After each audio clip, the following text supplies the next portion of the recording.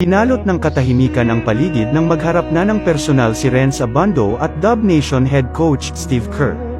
Hindi makaimik ang high-flying star ng anyang KGC dahil tila ba nangangarap siya o lahat ng nangyayari ay imahinasyon niya lang.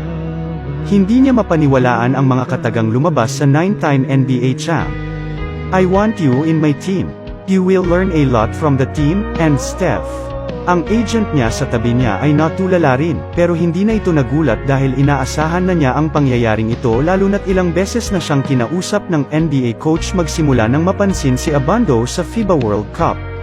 Napakaraming tumatakbo sa isip ng 25-year-old Ilocano pride dahil nalalapit na rin ang FIBA Asian Cup at pinangako niya sa sarili niyang maglalaro siya para sa bayan. Pero nakahain na sa kanya ang once-in-a-lifetime na pangarap at ang mismong NBA coach pa ang nagre-recruit sa kanya. Bakas sa mukha niya ang hesitasyon kaya sabi ni Kerr,